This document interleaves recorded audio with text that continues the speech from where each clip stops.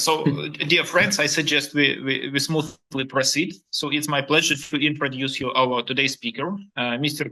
Ventura Meinersen, who did his PhD in Delft, in Netherlands. And so we occasionally intersected. The colleagues were doing somehow related research. And today, Chris will be talking about quantum geometric protocols for optimal control. So colleagues, in case if you have any questions, you may either raise a hand and then ask the question by voice. You may also type in the chat, but I highly encourage you to ask by voice. And with that, Chris, please, the stage is yours. You are welcome. Thank you, Maxime, for the nice and warm introduction, and also for the invitation to give this talk. And this talk is some recent research that we have done in our group. So I'm in the Rimbach-Russ group. And this is also in collaboration with Stefano Bosco. And I want to sort of first step back and give sort of an overview of what is the overarching idea behind this project, because from the title it's a bit obscure, but what we're trying to do essentially is sort of related to quantum computing and manipulation of quantum information. We want to optimally control these objects. And what I'm proposing here and what I want to show to you is a geometric perspective of this problem. So if we start right in, sorry, I think, okay, now, the overarching idea, at least in the institute where I'm working at, which is QuTech, is to realize emergent quantum technologies, being either quantum computing or quantum internet.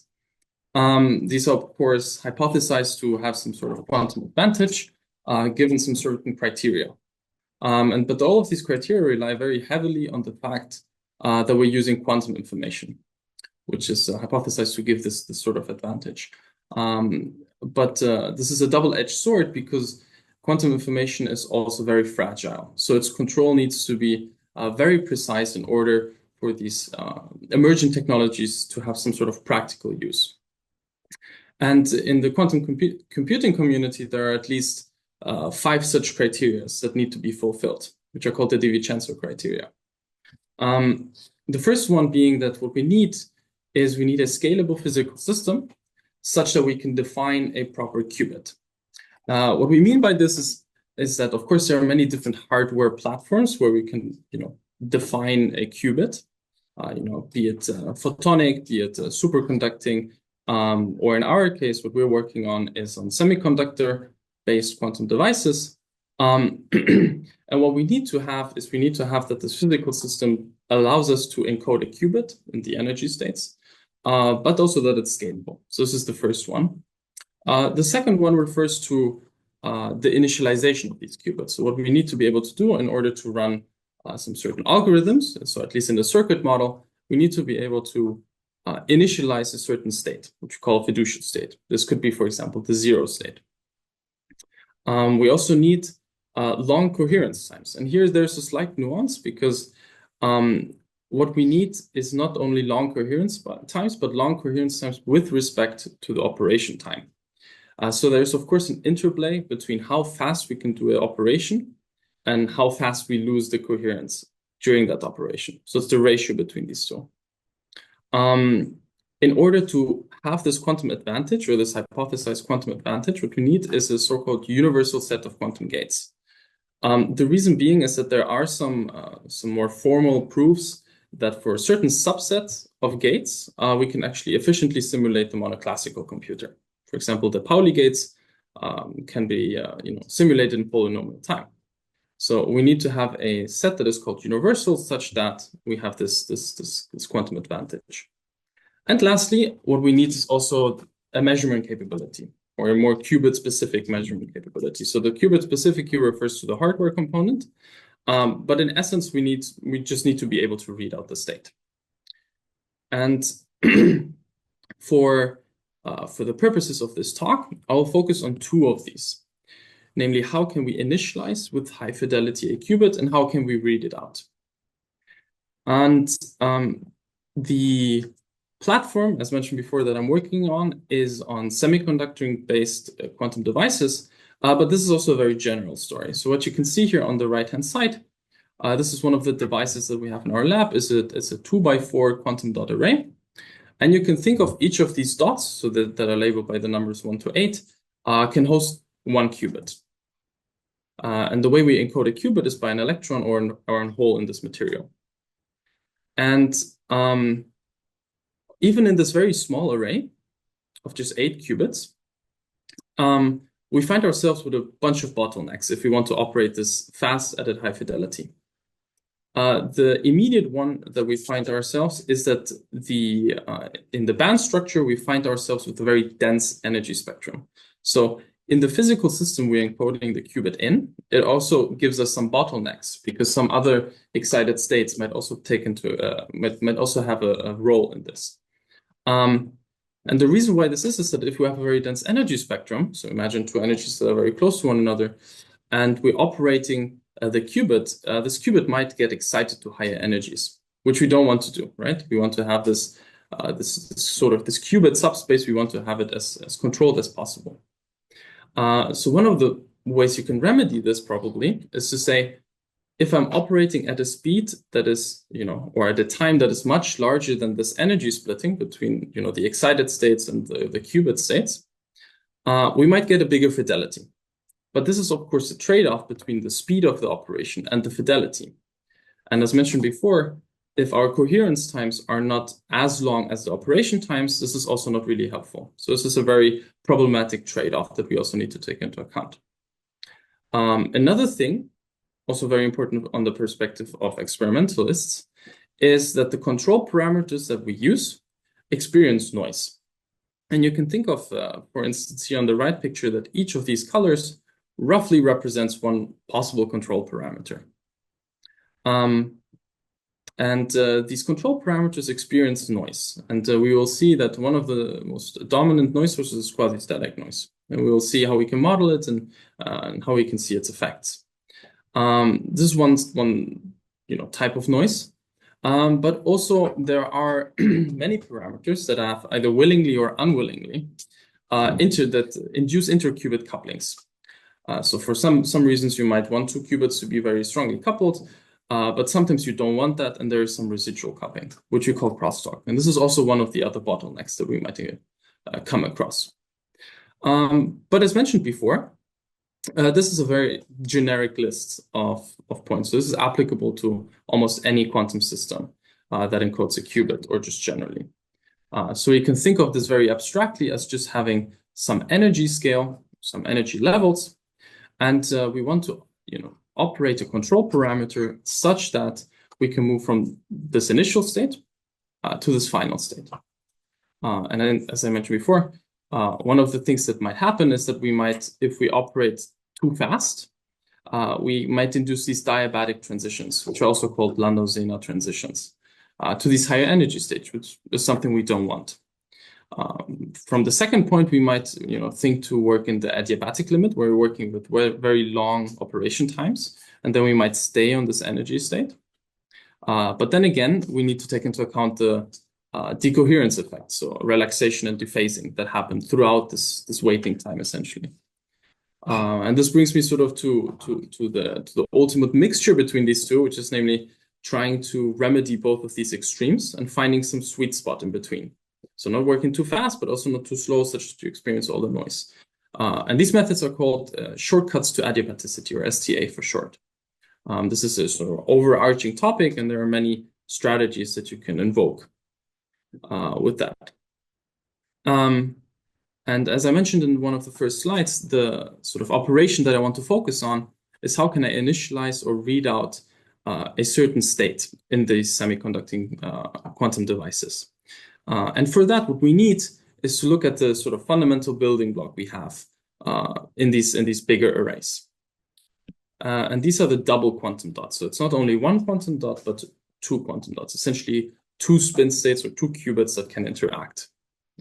And the way we initialize a qubit, so a computational state, and we read out a state, is via this method called spin-to-charge conversion. And the way it works is as follows. So here you can see an image of a double quantum dot where you can see the two spins, the left and the right one, as a function of space. And a very easy schematic of what is happening is the following. Namely, this piece of metal here, which is labeled by L, is the left plunger gate, and this is the right plunger gate. Essentially, what these two do is they change the on-site chemical potential that the particles experience. And what you can think of doing is that if you increase the chemical potential, so if you decrease the chemical potential a lot, you will find a ground state in which you will have particles. And imagine you have two spins, one on the left and one on the right, and then you detune this parameter. So you detune this sort of double well potential. You'll find a ground state that is sitting here. So essentially the two charges will jump onto the lower energy state. And because of the Pauli exclusion principle, we know that this forms a singlet state. So they need to be anti-parallel, their spin states. We also call this state the S20 state because we have two charges on the left and 0 charges on the right. So this is just some notation that will show up later. The way we detune this double well potential is actually by the difference between these two voltages that we apply, just of why we call this the detuning. So of course a very simplified picture, but we can take maybe a more specific model and look at how the bottlenecks appear in that. So if we take this very simple model and just include a Hamiltonian that should sort of capture these effects, we find ourselves with this specific Hamiltonian. It's a 3x3 Hamiltonian that's written in this specific basis. So as mentioned before, these are the singlets in the 2-0 charge state, 1-1, and the triplets, one of the triplets in the 1-1. So we're forgetting about the fully polarized states in this model. And what we want to do now is we want to essentially understand what it means to do spin to charge conversion in this model. So what we can do is we can look on the right-hand side. This is an image showing the energy levels as a function of this detuning, which is in essence the parameter that we want to control in the end. And you can see that the epsilon0, which is our starting point, so this is when it's very detuned, and our final point, which is this epsilon f, which is when it should be symmetric. So you can see as well that here the S0 state is exactly at this point, and then we initialize this computational state, which is essentially the 0-1 or 1-0, depending on your convention. And what we essentially want to do is we want to go from one point to the other. But now the question becomes, what sort of pulse, so what sort of function epsilon of t do we need to engineer such that we maximize this fidelity, such that we get this state for sure, but by making sure also that we operate in a very short time and also being resilient to noise. And one of the obvious bottlenecks that appears is actually hidden in these two energy scales. I haven't mentioned yet what these are, but essentially this omega is what we call the tunnel coupling. And in this double well picture, you can roughly think of it as being the size of the middle, sort of the middle hill. This is one energy scale. And then the other one is this delta EC, which we call the Zeeman splitting difference. So essentially in one dot, you experience one Zeeman field, and in the other one, you experience a different one. And this is essentially the difference between these two. And importantly, now, depending on the ratio between this tunnel coupling and the Zeeman splitting difference, the features here in the middle will change drastically. For instance, if this delta EC becomes very large, then you see that the separation between these two lines becomes very large, such that there appears a very dense region here. And so it will also here. In the opposite limit, if the tunnel coupling is really large, then we'll see that essentially this middle line is just a straight line. And we'll have a big sort of what we call an anti-crossing between the ground state and the most excited state. So depending on the parameter values we choose, we will probably need to adjust our sort of engineered pulse. And this is where optimal control comes in. But all the current optimization protocols that are out there, and all of them that there are quite a lot of the strategies, they're usually limited by one of the three things: either the size of the Hilbert space. So if you have a big Hilbert space, it might be not too useful. The speed of the operation that you allow yourself, and just the success of implementing this experimentally. So for instance, this is a small list, but on the theoretical side, the most sort of foolproof version is by introducing a new, so to your old Hamiltonian, you just introduce a new driving term. And what this driving term should do is should sort of destructively interfere all the excitations to higher energy states. Essentially, you drive your system with additional control field, and then it should destructively interfere all the higher energies.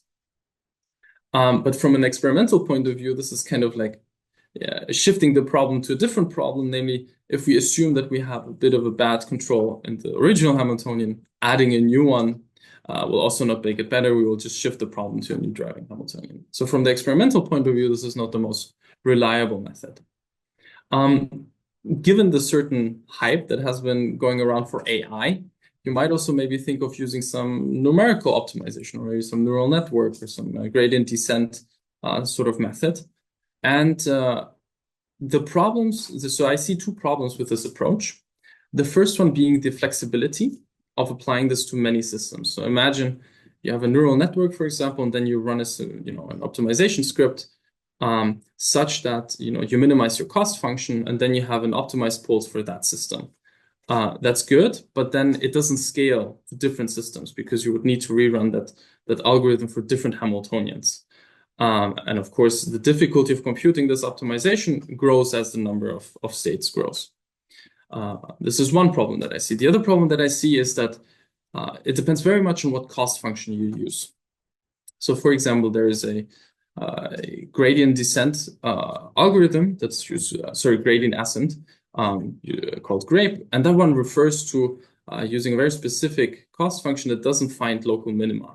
So you also need to make sure that the cost function that you use reaches the lowest global minimum that you can find. So there's also maybe another bottleneck in this method. If you're very proficient with theory, you might try to tackle this through the time evolution operator. But because we are working with a time-dependent Hamiltonian, you need to compute this time-ordered exponential. So it's a very, very nasty theoretical tool, especially if you go beyond two-level systems.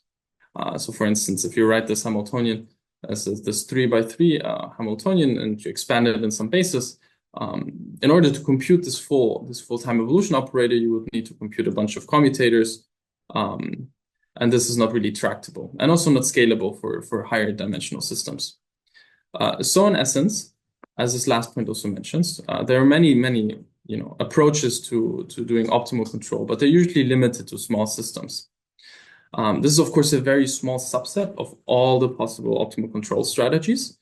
And it will always be unfair to mention one and not the other. And this is just an extensive list of things that I could think about, and there are probably many more, because optimal control is such a big topic. But I would argue that all of them lack at least one of these three issues that I mentioned before. And that leads me to the proposal that I want to sort of give to you today. Namely, what I want to do is I want to take a step back, and instead of thinking of sort of the quantum dynamics part of having a Hamiltonian and the time evolution operator, I want to think of a Hamiltonian just being defined by a set of parameters. Instead of having all of these different systems, I will just think of a general Hamiltonian defined by some parameters, x1, x2. And for example, in the initialization protocol, it would be the detuning would be one of the parameters. And instead of looking at this from the quantum dynamical point of view, I want to think about the space of parameters. So because you can think of either a state evolving in time, or you can think of a state evolving in parameter space. So in the example that I had for initialization, the singlet state is one specific parameter combination, and the sort of computational state, the initial state for some quantum algorithm, is a different parameter configuration. So instead of thinking about the quantum dynamics, I just want to look at the parameters and how they affect the evolution. So you can think of starting with one configuration and then the other. And sort of this sort of analogy, this relation is actually made precise in this following formula. Namely, what we have on the left-hand side is the infidelity of a given process. In this case, it would be adiabatic state transfer. So essentially the error that you have. And that's related to this integral expression on the right-hand side. And the important quantity here is this G. Namely, this G captures the geometry of this parameter space. This G essentially gives you this shape. So what this right-hand side equation tells you is essentially the length of a curve in this space. And what we want to do now, essentially, is we want to minimize, of course, the error on the left-hand side. So we want to minimize this term, which means that we need to minimize the right-hand side. And from classical mechanics, if you think about an action with a Lagrangian, the thing that you need to solve to minimize an integral expression like this is the Euler-Lagrange equations. And for this geometrical interpretation, these are actually known as the geodesics. And the geodesics in parameter space are actually the shortest paths between 2 points. So we see very clearly here that there's a relation between a geometrical quantity and the maximization of the fidelity. And then the proposal, of course, is that by finding these geodesics, you find the optimal protocol. So how would this look, in practice? So in practice, the way you would start is you start with a Hamiltonian. This is just a simple qubit system. Compute its eigenvectors and eigenenergies. With that, you can compute this G, which, by the way, we call the quantum metric tensor. And what is really interesting is that in this simple model, you see that what the geometry looks like is actually like the block sphere, which is something you would expect, right? So if you start with a sort of qubit Hamiltonian, you would expect some sort of geometry that looks like the block sphere, and indeed it is. And now imagine that you have these two states that are defined by different parameter settings. What would be the optimal way to go from one to the other? Well, the optimal way is the shortest way. And what we need to do is we need to solve this tiny equation, which we can get into in more detail maybe later. But for now, just the pictorial way is that you need to go from this point to that point. This would be the proposed optimal control. You can see here the blue and the magenta one are the non-optimal ones, just examples of non-optimal ones. So with that, I would like to actually go through this in a bit more detail. So what we can do to understand this geometrical point a bit more is we can rewrite the Pauli Hamiltonian in sort of a cylindrical coordinate system, where you can think of phi as being the polar angle, and then the ratio of rho and z being sort of like the azimuthal angle. And if we were to look at this problem from the quantum dynamical part, we would look at the energies. So this is the energy as a function of this parameter rho. So here we're assuming that we're just controlling rho. What we can do to do state transfer from the 0 state to the 1 state is we just move along this energy eigenstate and end up here. And then as mentioned before, if this size of this sort of anti-crossing becomes very, very small, you will see that naive protocols will just overshoot. So for example, a linear protocol in time will just literally overshoot to the other point and your fidelity will be really bad, unless the z becomes very big. But what we want to do now is instead of look at this, we want to sort of think about the geometry of this. So what we can then do is take this Hamiltonian, we can compute the G, and this is the explicit formula of the G. It's not important what these terms mean individually, but just to know that this is the explicit formula for this metric. And if we go through the computations, which take a bit of time, then you find a metric that looks like this. And for the untrained eye, this doesn't say too much, but for people that are working in differential geometry, this is a well-known metric. Namely, it's the metric that describes a sphere. So as advertised before, we can think of this quantum dynamics part indeed from a geometrical point of view, where instead of starting at rho 0 and going to rho f, we can start at the North Pole. And the question becomes, how do we get to the South Pole? So this is a very nice picture of what is actually happening here. And now, of course, the question becomes, how do we get from the North Pole to the South Pole in the shortest paths? And these are just the great circles around the sphere. So it's just essentially moving along the sphere down. And I actually also wanted to show you this from a numerical point of view. So let me see if I can do that very quickly. So wait a second.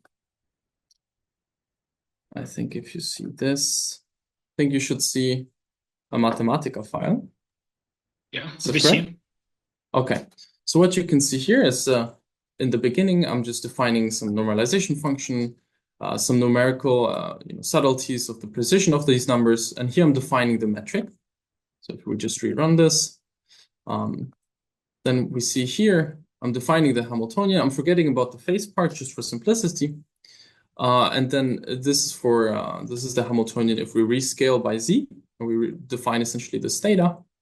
So if we then compute the eigenvectors and eigenvalues as seen here, and then we normalize them properly, because they will be part of this function here, we can see the optimal control that we want to do. So here I'm plotting just the energy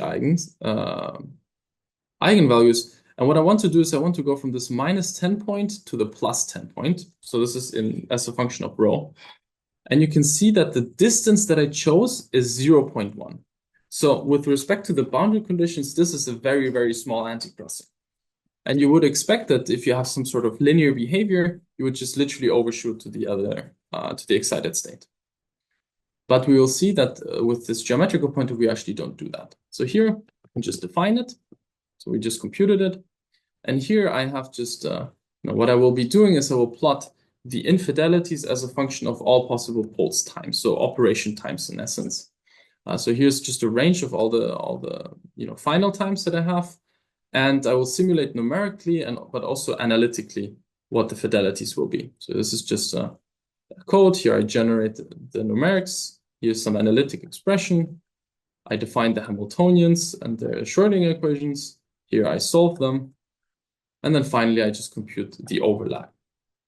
So if we run this, you will see it took roughly 4 seconds before. So let's hope that this is roughly the same. And indeed it is 4.6 seconds. And now we can plot this and you can see the transfer error. So here I'm plotting not only the numerical, but also the analytical part. And now if I go back to the slides, then let me see. So I think you can see the slide again. And if I show the pointer, so if we do this sort of analysis for, of course, a finer grid of pulse times, then on the left-hand side, you see the specific pulse that we apply. And on the right-hand side, you see the respective infidelities. And here I'm plotting 3 curves, just for comparison reason. You see this sort of blue-red curve is the geometric pulse. This dashed line is the linear pulse, so that would be the most naive pulse that you can think of. And then in the community, there's also what is called the fast squat method. So not the geometrical fast squat, but the fast squat. And that's plotted here in green and yellow. I'm plotting 2 colors always to compare analytics and numerics. And what is really interesting here, or maybe one thing to mention, is that all of these curves will always have this sort of dipping behavior. And that's because we hit some certain resonance frequencies when we do this transfer. So actually all of these peaks should go exactly to 0. But because of numerical resolution, they don't. But what does this mean experimentally is that, of course, experimentally, we don't have a infinitely small time resolution. So the time resolution is a fixed finite point. What this means is that these points will actually not be resolvable. So you will actually not see these explicit dips, but you will see sort of a curve going down. What is really nice then about the geometric point of view is that after roughly like 60 nanoseconds, so after this point, we see that all the infidelities are below 10 to the -5. So the error is 10 to the -5, even though we might not be exactly at one of these resonance frequencies, which makes it for experiments actually pretty interesting because you don't need to calibrate all the control electronics perfectly. So could you please a small question about this figure? Please, yes. So do I understand correctly that the difference between the curves is in the shape of the pulse, while you are plotting dependence on duration of the pulse, but also there is some dependence on the shape? There's a lot of dependence on the shape, and you can see here. So the linear one is the most different one, but you can see here the actual difference between the geometric one and the fast squat is actually just in this very tiny little dip here, or rather I should say kink. So what this tells us is that actually for the quantum dynamics part to have a very high fidelity operation, we need to make sure that these pole shapes are as exact as possible. Because you see that for all the rest of these curves, so essentially this is like a x cubed or tangent function essentially. You see that this very little piece actually worsens the fidelities by 2 orders of magnitude. All right. So it's very sensitive. Yes, it's very sensitive. So or at least for a very short pulse times. So you can see here, indeed, after like 60 nanoseconds, it becomes less sensitive, at least for the geometric one. So there's always an interplay between time resolution and pulse time, because the electronics that we have, at least here, they have a time resolution of roughly 1 nanosecond. So if you want to do a pulse that looks like this in 1 nanosecond, you will not be able to do it. Because also one thing to add is that this 1 nanosecond, if you have a pulse that is maybe more convoluted, what they do is they have linear interpolations every nanosecond. Essentially, you do like a discretization of your pulse, and that's what's then generated electronically. And then another question. So what is the acceptable level of the transfer error? I guess you don't need 10 to the minus 7, right? So from the practical perspective. That's a good point. It depends. It depends on your task and your coherence time of what you want to have.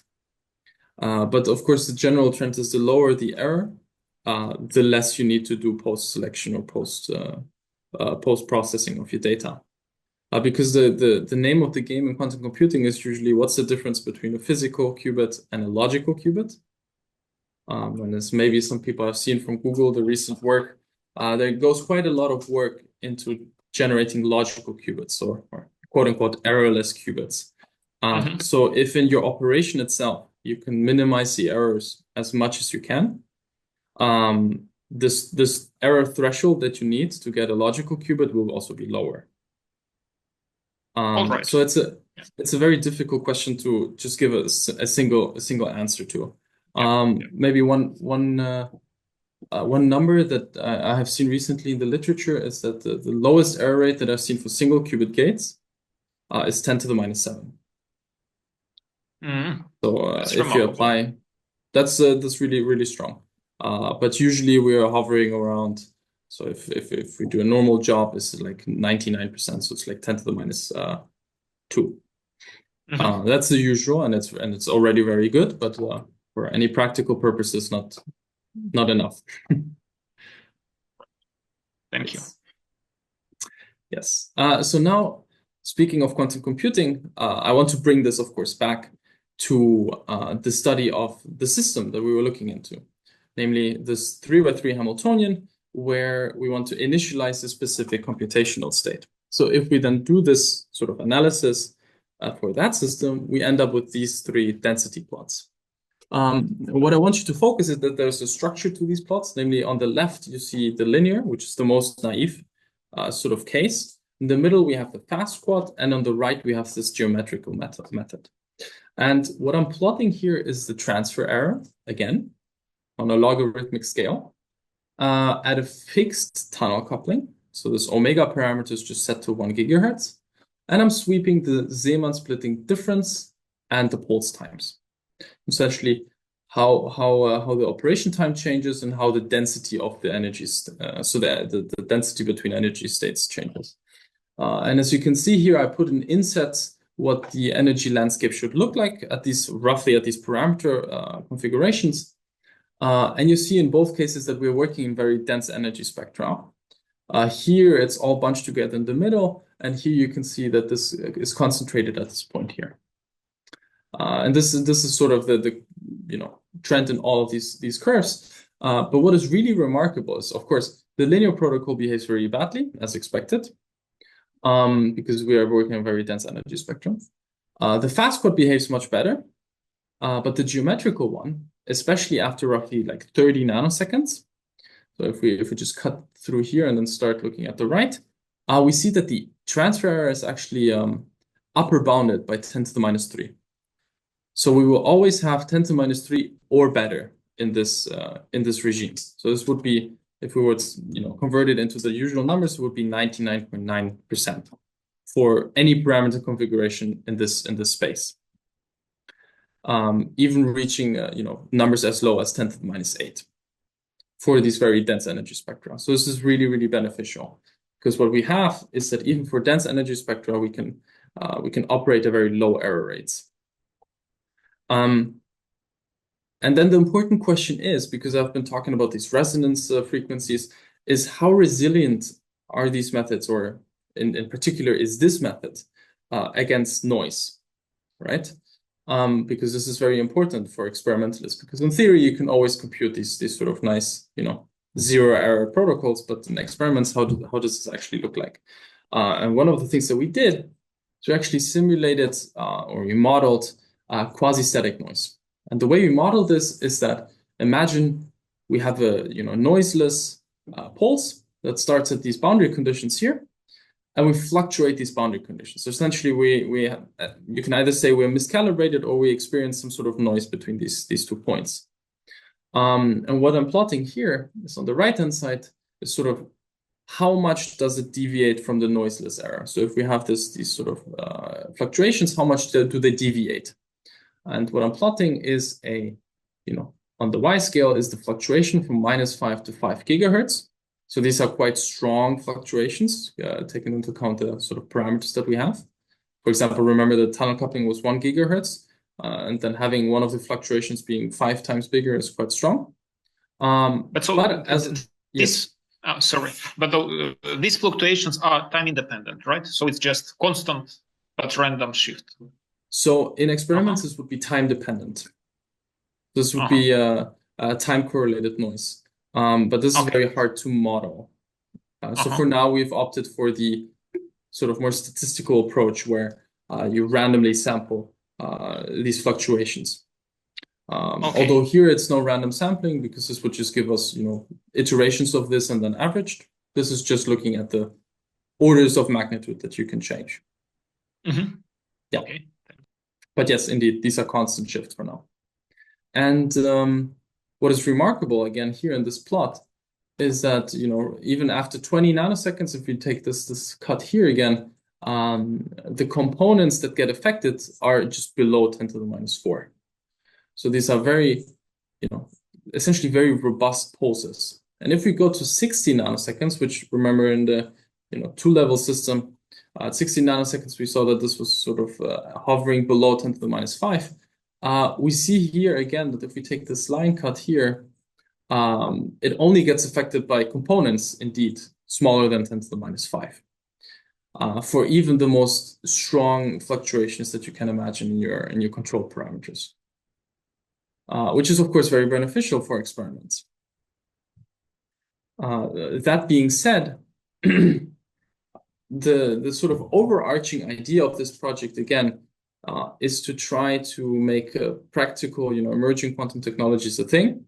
And for that, what we need to do is we need to have optimal control strategies for quantum information.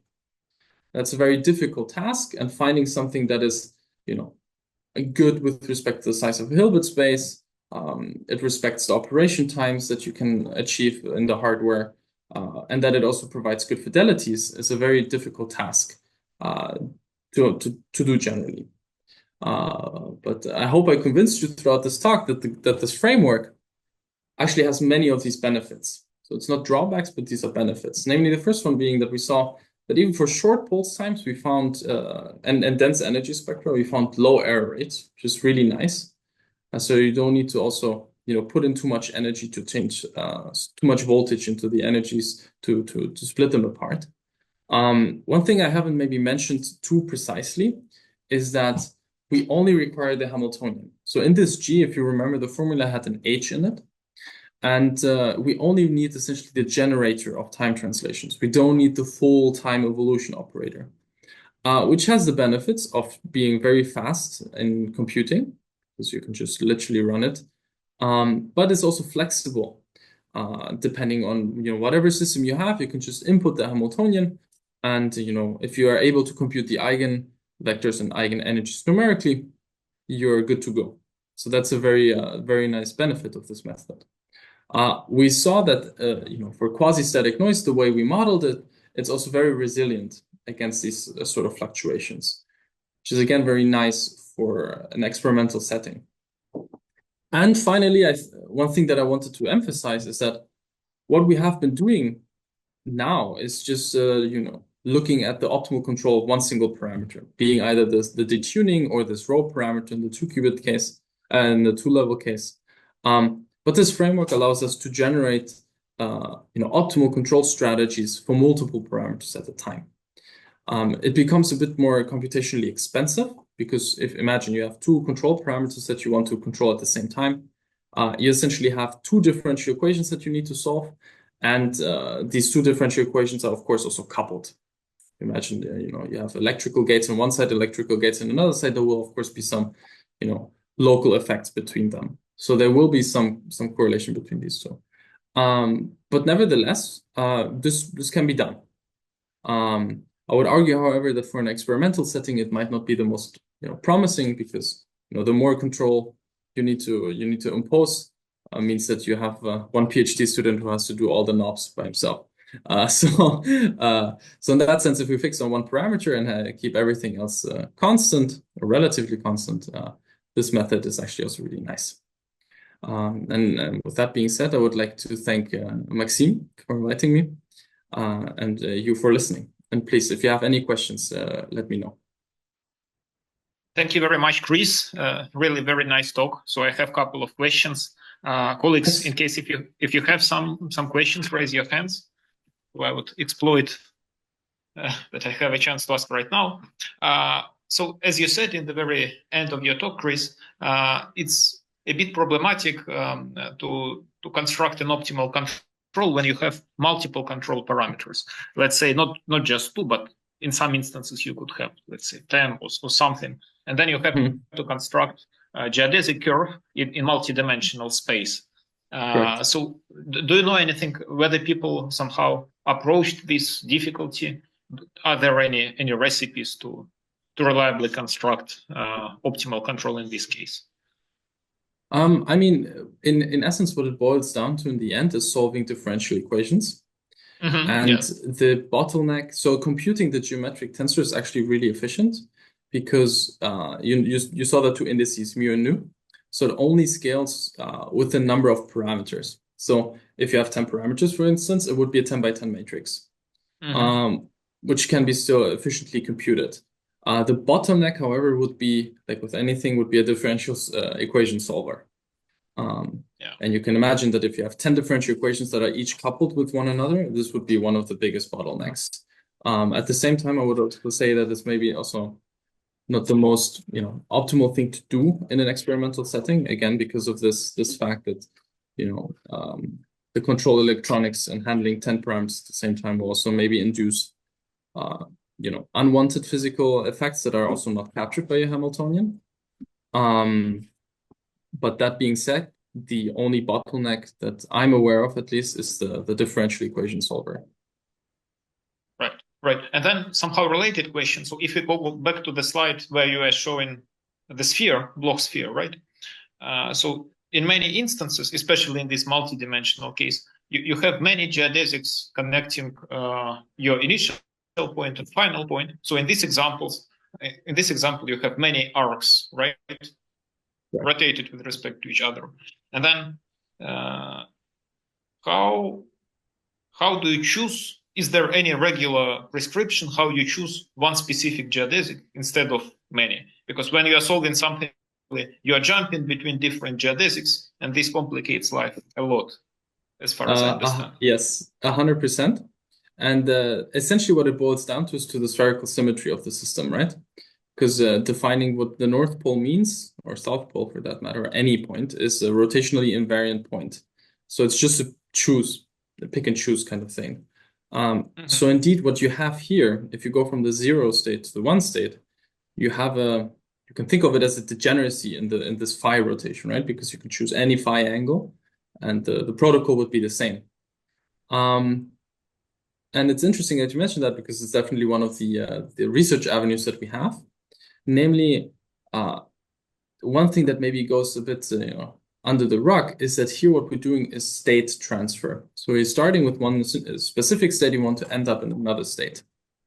And one thing that you also might think about is doing the quantum gate version of that. And in the quantum gate version, you don't have a specific input state and don't have a specific output state. What this boils down to in the end is that you have more parameters to control. So if you think, for example, of a 2x2 unitary, you can decompose it essentially into, 3 rotations. And this means you have 3 angles, alpha, beta, and gamma. And then you would need to control these 3 angles, and then you would remove this degeneracy. So in this case here, because the final initial states don't suffer from any phases, because there will be global phases, this is no problem here. So you can just go and choose. But if you would want to do this for any arbitrary state, you would need to be more careful. Okay, and then related question. So again, in this example with sphere, which is very simple and intuitive. So when you are looking for geodesics, you may find a solution. You are making like full revolution around a sphere, and then you go to the destination somehow longer. So there is a whole family. You could do multiple rotations and then go to the South Pole, right? So is there any reliable? Yeah. So you mean you go around like this? And then no, like this. So you are, this? Yeah, and then after several revolutions, you return to the South Pole. And so how do you distinguish that? How do you distinguish how do you select? Yeah, the best geodesic. In sphere, it's obvious, but in more complicated setting, it's a bit of a problem. That's a good question. I think what this relates to is sort of the idea of holonomic quantum operations. And I'm not too familiar with it. I would say that in this simple question here, so in the simple model here, it would, generate just a global phase, which again, for the specific states that I'm looking at, is not a big problem. But indeed, I think for the full dynamics, as also, as we discussed in the beginning before the talk, the quantum geometric tensor includes the quantum metric tensor, which is the object I'm looking at now, and the Berry curvature part become, I think, important in this dynamical picture. But I believe that including both of these points will remedy this phase problem. Yeah, because you have multiple solutions for geodesic, and then somehow you need to choose the best one in terms of time. If we are doing some numerics, let's say, then it could be a non-trivial problem in some instances. All right. Assuming that you get a relative phase, yes. So if it's a global phase, I don't think there's any issue. Because in the end, so at least for the transfer error, I will compute the modulus of the wave function inner product. So yeah, global phase is okay. Yeah. Just the issue that there are multiple geodesics connecting these points. No, but it's a valid and good question.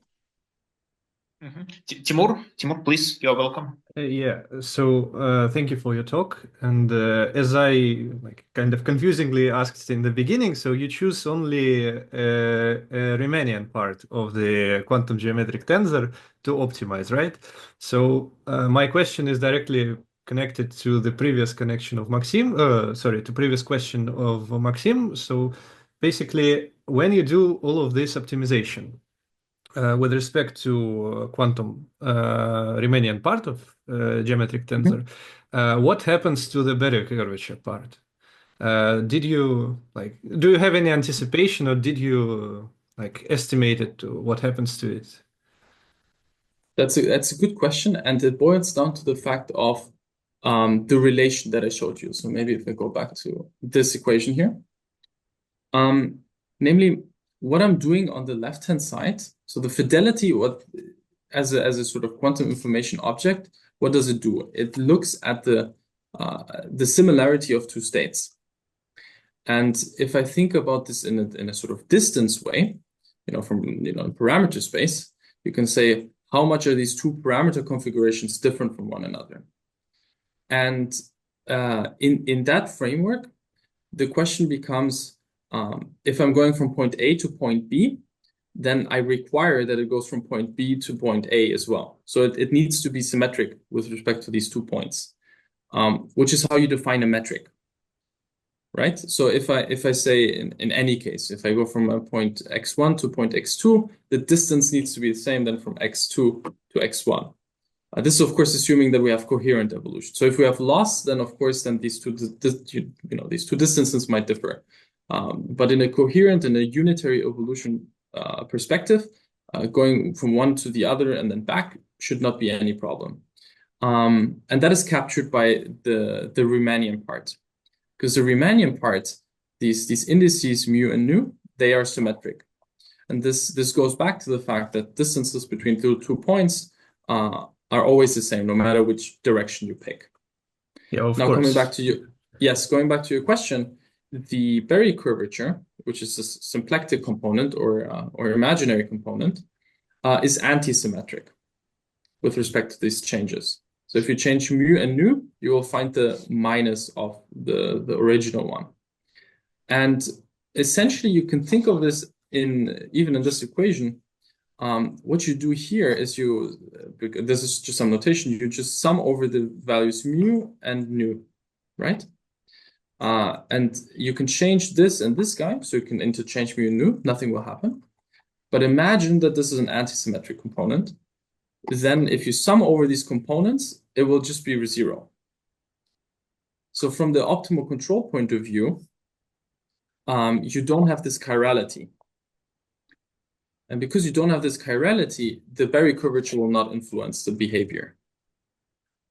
This is, of course, different if you're looking at more fancy topological kind of properties. But in the case of state transfer, it will not have any impact. So maybe hi, my name is Max. To jump in there. On that order we are looking at, it will not have an impact, but there are also higher order expansion terms. And at higher order expansion terms, especially when there are degenerate state evolution, the symplectic terms actually will influence the behavior. Or if you're too fast and the gap in the end is not sufficiently separating these components anymore. And then indeed the Berry curvature will have actually a big influence on the system. And this is typically covered then in the terms what Chris earlier mentioned in the holonomic part of quantum computing, where you choose actually curves in such a way that in that sense, the geometric part gets to 0, and only the symplectic part actually performs some operation. Thank you so much for this comment. Yeah, thanks. Right. I do not see other questions from the audience, so I guess very nice presentation, Chris. That's really remarkable for the PhD student just beginning his track. So we wish you, of course, good luck and positive reviews in the future. Thank you already received positive reviews, so yeah, for the future papers as well. Yeah, thank you. Yeah. So stay in touch. So if you allow us to upload this recording to YouTube, we do this. Yeah, sure. I guess. Yeah. And then I will share with you this essay, which I mentioned in our conversation. Please. I guess please, today. Nice. Right. Yeah. So wish you a nice day and hopefully see you at some future conferences or meetings. Yeah. Goodbye. Hopefully, yes. Yeah. See you around.